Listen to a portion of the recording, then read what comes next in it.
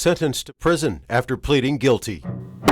I was addicted to opiates. I took a wrong path. But the biggest shock is what Jacqueline Ferris says happened once she got to Logan Correctional Center. He exposed himself to me, told me to get on my knees. I started giving him oral. But the path to reporting wasn't easy. I don't think that this is the only case where prison guards are alleged to have done something that they knew better than to do. And the fight still isn't over. It is traumatizing for me. I feel like I'm reliving it every single time that I tell the story. I often wake up gasping for air at night.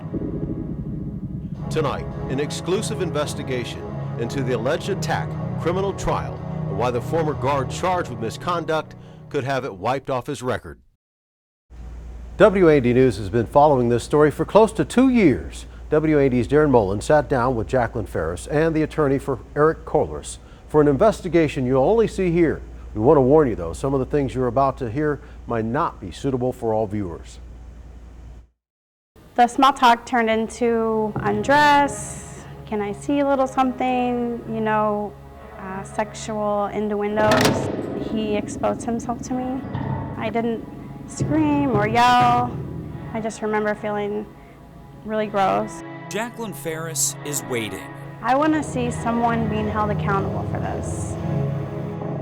In December of 2015, while serving time for drug charges in Logan Correctional Center, I took a wrong path. She says now former correctional officer Eric Kohlerus raped her in the prison laundry room. I don't think that anyone's prepared for it until it happens, and then I was so stuck. She says she reported what happened that same day. 2 days later, Eric Kohlerus left the Department of Corrections.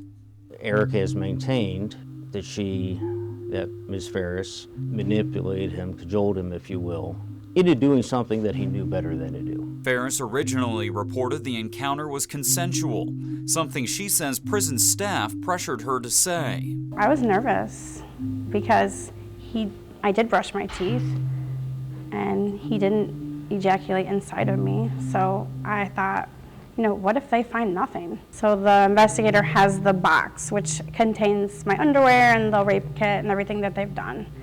So he was like, if this box does not say that he raped you, you're gonna get more time. By speaking up, Ferris says she had to do more time. She was planning to go to a boot camp program for first-time offenders that would have taken years off her sentence. But Ferris says IDOC didn't allow her to move forward with that program. That was one of the things that he told me, if I tell, that I will not go to boot camp.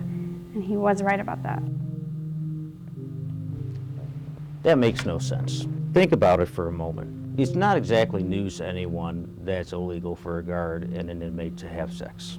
The idea that someone who's going to lose their job for doing that is then going to prevent the person from going to boot camp is ludicrous. Kohlerus was eventually arrested more than 2 years after he resigned. He later pleaded guilty to 2 counts of custodial sexual misconduct. This is much different than forcible rape cases. This is much different than child molesters. This has nothing to do with those things where there is a public safety concern for people on the outside. In the plea, he acknowledged having sex with an inmate while working for IDOC, a felony normally requiring the guilty party to register as a sex offender. But instead of prison time, a judge in Logan County sentenced him to Veterans Treatment Court. Assuming your client completes the full program, would he have to register as a sex offender at all? If the conviction in this case is vacated and the charge is then dismissed, the duty to register as a sex offender would not go on with it. Kohlerus is currently finishing out the program and is set to have the charges dismissed. It made me feel sick because after the end of his program, he will have no conviction, like this never happened, so he can potentially work in another prison or jail and reoffend. There's nothing about the crime of custodial sexual misconduct that has any linkage to some tendency to offend on the outside. During sentencing last fall, Ferris saw him for the first time since that fateful December morning. She read her victim impact statement for the judge and Colress. Was he in the room at the time? The hardest part was that he was in the room and he was feet from me. And I just remember like him crying and his face was red and I felt almost bad, you know? Like I still felt like I was wanting to protect my perpetrator a little bit. The legal battles aren't over for Eric Colress. Ferris is suing him and others from IDOC for damages stemming from her alleged rape. Now out of prison, she wants her story to inspire others to report sexual misconduct behind bars. I want my voice to let other inmates know, female inmates, that, you know, you have rights. You're still a person. You're a mother, you're a daughter, a sister. You're a human being that made a mistake. As we reported this story, we wanted to learn more about the Veterans Treatment Court program and why Colress was sentenced to it. We're able to track down the judge involved in his case, who also happens to be one of the founders of the program that covers Logan County. Judge Charles Feeney is a former Marine. He understands many of the veterans in this program on a level few can. These are veterans that served their country, that freely gave of their time out of their life to go serve and stand in harm's way for us. That impact manifests itself in different ways. Veterans Treatment Court is a way to deal with that head on, to make sure that this involvement with the criminal justice system is someone's last. In order to qualify, veterans need to have a substance abuse or mental health issue, and the offense needs to be eligible for probation. His attorney wouldn't get into specifics, but says Colress's service in the Air Force gave him some condition that checked the first box. The charge of custodial sexual misconduct checked the second.